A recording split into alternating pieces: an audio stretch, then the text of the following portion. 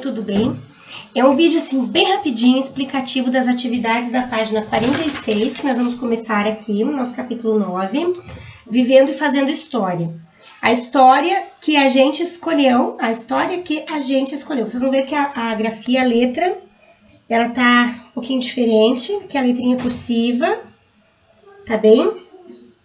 E é um textinho, aqui diz que o autor é o Guilherme, que foi quem escreveu supostamente o texto, né?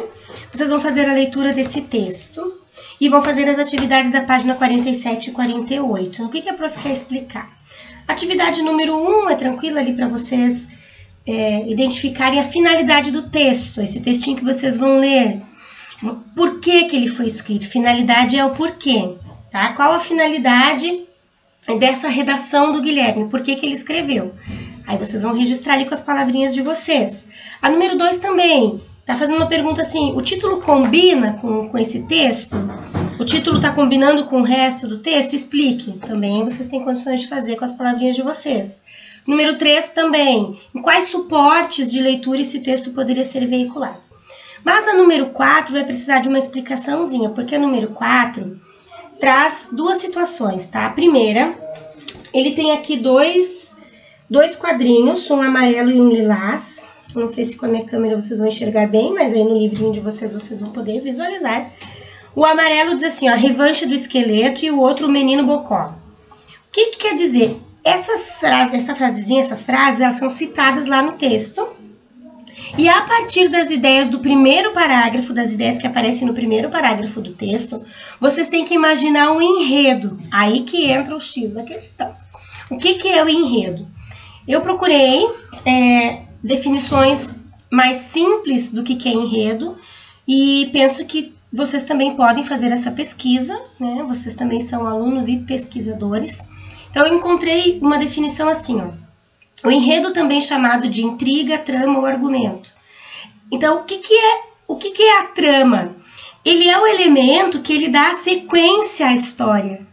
O enredo é como se fosse o acontecimento inicial que vai fazer desenrolar toda a história, tá bem? Isso ocorre, até tem um trechinho que diz assim, porque é em torno deste acontecimento que se desenvolvem todos os outros acontecimentos em uma narrativa. Então, quando diz aqui, a número 4, partindo das ideias do primeiro parágrafo, imagine o enredo das histórias que Guilherme mais gostou.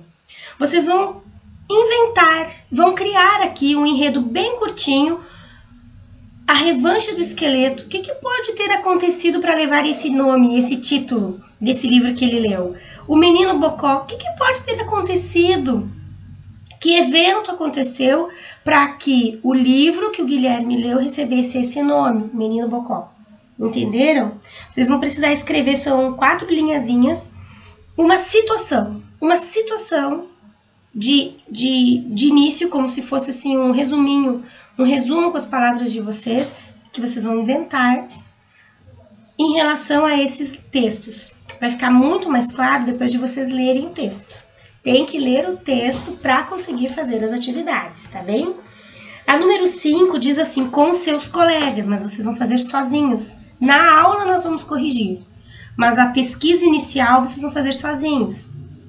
Descubra o sentido das seguintes palavras escritas por Guilherme. O que quer dizer xará, que está escrito lá no texto? O que quer dizer bocó?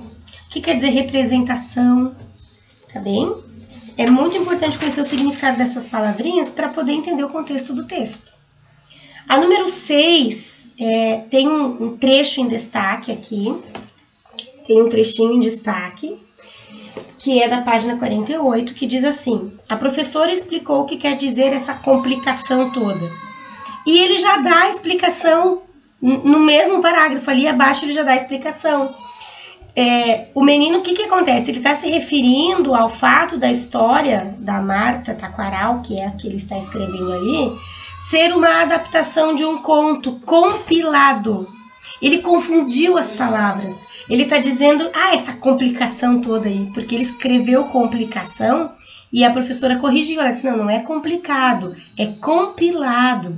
O texto que você leu é uma compilação. né? Então, ele foi feito uma adaptação dessa história. Ah, daí o menino entendeu. Então, essa é a resposta da 6. A número 7, vocês têm condições de fazer, que é somente explicar aquele trecho ali. A número 8 também, e terminamos, tá bem? As dúvidas vamos tirar na nossa aula ao vivo de logo mais. Se surgir alguma dúvida, obviamente, né, a gente vai esclarecer. E também peço que vocês procurem deixar o máximo de questões prontas, aquelas que vocês conseguirem. O que não conseguirem, a gente vai corrigir na aula e tirar as dúvidas. Tá bem, meus amores? E se em relação ao enredo ainda ficou dúvida, deem uma pesquisada. Nas narrativas, elas têm enredo. As narrativas, elas precisam de um acontecimento que vai se desenrolando até chegar ao desfecho. Às vezes tem desfecho, às vezes não tem. Tá bem? Até logo mais. Beijos.